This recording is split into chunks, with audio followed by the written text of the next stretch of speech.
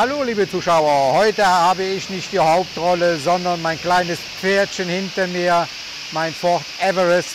Ich habe ihn jetzt ein Jahr, er wird jetzt gerade gesäubert, innen und außen, Motorwäsche. Und das Ganze mit Motorwäsche kostet 520 Baht. Hier komme ich eigentlich regelmäßig hin und alle 3 Monate komme ich sowieso nach hier, um ihn polieren zu lassen. Und anschließend kommt ein Glascoating drauf und das kostet nochmal 50 Euro. Das hängt aber damit zusammen, dass ich mal eine große Politur machen ließ, was im Endeffekt jetzt auch machen. Das kann ich hier oben mal verlinken. Das hat knapp 12.000 Baht gekostet beim ersten Mal. Und dann kann man alle 3 Monate das gleiche nochmal machen lassen für 50 Euro. So. Der wird jetzt geputzt von dem jungen Mann und wenn er picobello aussieht, dann werde ich ihn euch nochmal vorstellen und werde dann mal Review passieren lassen, was alles mit dem Waren in dem Jahr passiert ist. Okay, bis gleich, tschüss.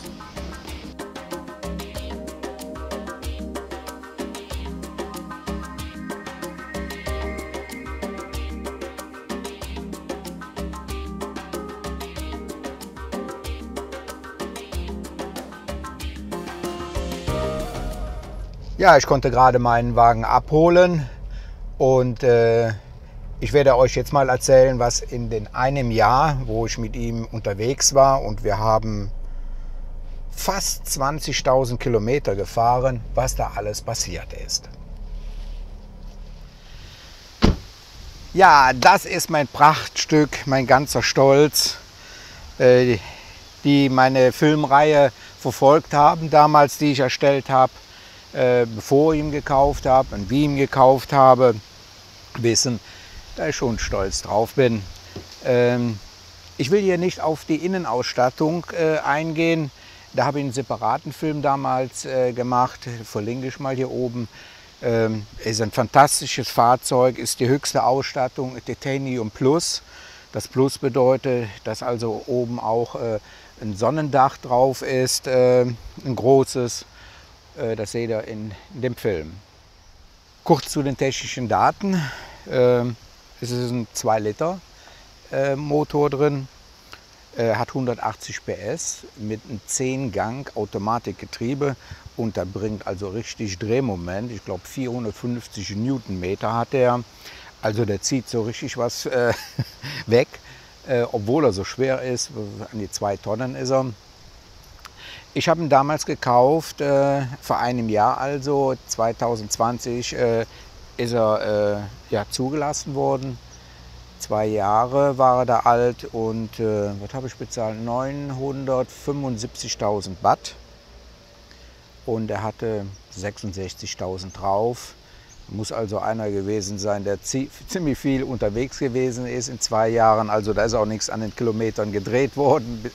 Er hatte also schon einiges drauf, aber für einen Diesel ist das also kein Problem. Ja, was hatte ich mit ihm erlebt? Diejenigen, die meine Filme gesehen haben von Rayong, kann ich hier oben mal verlinken, da hatte ich schon Probleme mit ihm, mit 74.000 Kilometer. Da war die Einspritzdüse kaputt. Jetzt fragt sich der eine oder andere, was ist denn eine Einspritzdüse? Das ist die Einspritzdüse von damals, die habe ich also noch aufbewahrt. Die ist ja, kaputt gegangen, verstopft und dann ruckelt er und dann hat er also nur noch auf 3 Zylinder ist er denn gefahren, aber er fährt, weil er ja ein Selbstzünder ist, ein Diesel. Und das hat mir damals in Rayong 10.000 Baht gekostet, die zu erneuern. Dazu wurde auch noch eine neue Batterie eingebaut. Ja, die hatte man getestet, dass die also nach 2 Jahren ja, sehr schwach war. Und man glaubt gar nicht, was da alles an stromfressenden Teile drin sind. Man hört auch immer noch ein Summen, nachdem man den Wagen abgestellt hat, dass irgendetwas sich noch bewegt. Also die Batterie ist dann noch im Betrieb. Da habe ich dann gleich auch eine neue Batterie einbauen lassen. Ja, das ist die Einspritzdüse mit 74.000. Und wie viel hat er jetzt? Er hat jetzt 84.000 drauf. Und hier auf Samui ist wieder eine kaputt gegangen oder war zu. War natürlich sehr enttäuscht, habe meinen Unmut dann auch bei Ford rausgelassen und habe dann gesagt, die Toyota-Leute, die haben mich also angeschrieben, bei denen gehen die erst bei 200.000 kaputt. Ja, da wurde mir dann gesagt, ich sollte mal gucken, welchen Kraftstoff an welcher Tankstelle ich tanke. Das kann nämlich sehr wohl auch sein, dass ein schlechter Diesel ich getankt habe und dass die Düse dadurch verstopft ist. Ja, aufgrund dessen, dass ich dann also sagte, da kann ich ja keinen guten YouTube-Film drüber machen, ist man mir entgegengekommen und hat die ausgetauscht für 6.000 Watt. Man hat auch gleichzeitig die anderen zwei, die noch offen sind, also 3 und 4, das sind noch alte, die hat man dann gleich noch gereinigt und man hat mir gesagt, es sollte dann Markentankstellen anfahren.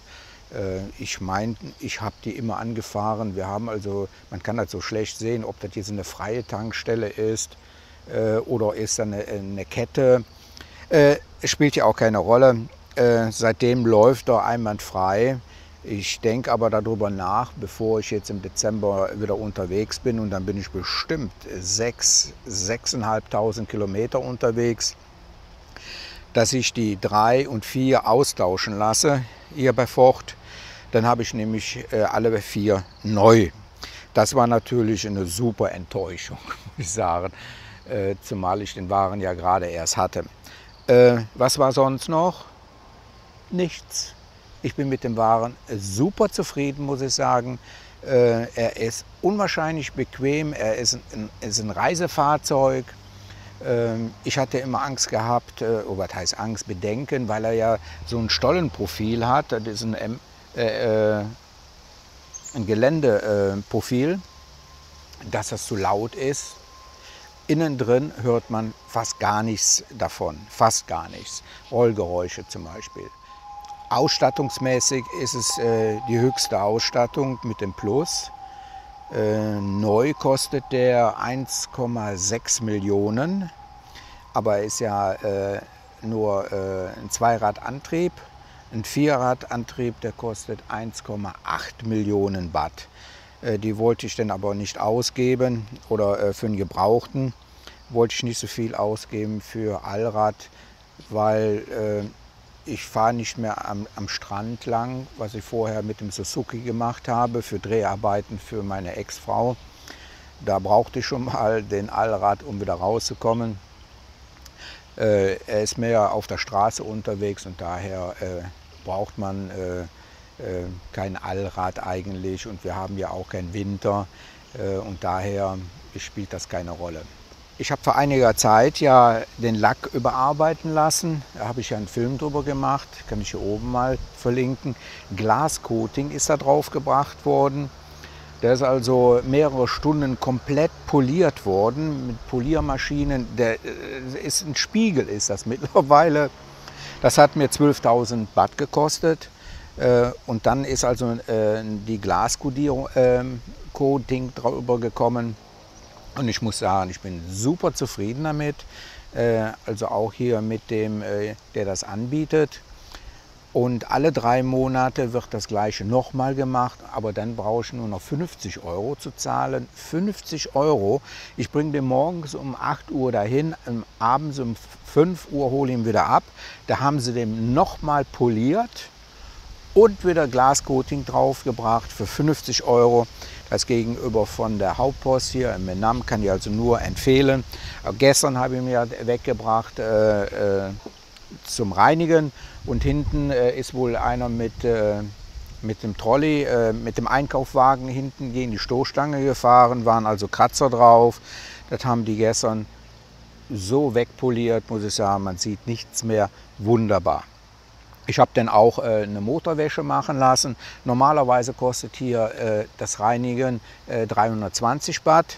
Ist ein sehr günstiger Preis, muss ich sagen. Ich habe bei anderen schon mal nachgefragt, die sind so an 400 Watt.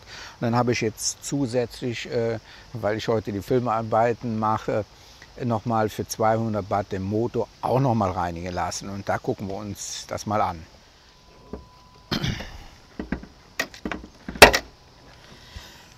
Von der Maschine her, das ist ein Turbolader. Es gibt den hier auch mit 2,2 Liter. Der hat einen Biturbo, also einen Doppelturbolader. Der hat dann knapp über 200 PS. Hätte ich natürlich auch gerne gehabt, den gab es aber nicht für den Preis. Aber ich muss sagen, da er ein 10-Gang Automatikgetriebe hat, ist er immer wunderbar im Drehmoment drin. Und wenn man auf den Gas drückt, da kommt richtig was. Man hat den Motor tadellos gereinigt, der sieht aus wie neu. Ich bin also begeistert, natürlich auch von den Kosten her, muss man ja fairerweise zugeben. Ich habe früher immer Fahrzeuge selber geputzt, aber für 320 Watt, da kann ich das gar nicht machen in der Qualität. Die haben spezielle chemische Mittel, um alles auch wegzukriegen vom Lack. Von der Bereifung hat er 20 Zoll Felgen, 275er Reifen sind das. Ich habe jetzt im hinteren Bereich, die hinteren, die habe ich jetzt neu gekauft. Die kosten hier zwischen 4,5 und 12.000 Watt der Reifen. Da muss man im Internet mal gucken. Da sind also irre Preisunterschiede. Ich finde das schön mit der weißen Schrift ringsrum. Ist ansprechend, sage ich mal. Es ist ein richtiger bulliger Panzer, sage ich schon manchmal. Im hinteren Bereich sieht er auch sehr bullig aus. Hier könnt ihr mal ins Fahrzeug reinschauen. Aber wie gesagt, ich habe dazu ein spezielles Video gemacht. Da könnt ihr mehr sehen. Er ist mein ganzer Stolz, muss ich wirklich zugeben. Es macht Spaß, mit ihm zu fahren. Ich freue mich auch darauf, wenn wir im Dezember hochfahren Richtung Rayong, beziehungsweise wir fahren ja erst mit der Fähre nach Rayong hoch und dann geht es dann hoch nach Udon Thani, wo die Wienand wohnt. Und dann kommen wir ja anschließend wieder runter Richtung Koh Chang. In den Zeiträumen werden wir einige Filme machen für euch, um die Landschaft, die Insel Koh Chang euch näher zu bringen. Und dann wird er natürlich dabei sein. Und ich freue mich schon darauf, mit ihm zu fahren. So, das war ein kleiner Einblick hierzu. Ich verlinke hier nochmal die Gruppe, wie ich den Wagen gekauft habe. Und ich kann nur sagen, Daumen nach oben für den Ford Everest. Es macht richtig Spaß, mit ihm zu fahren. Tschüss!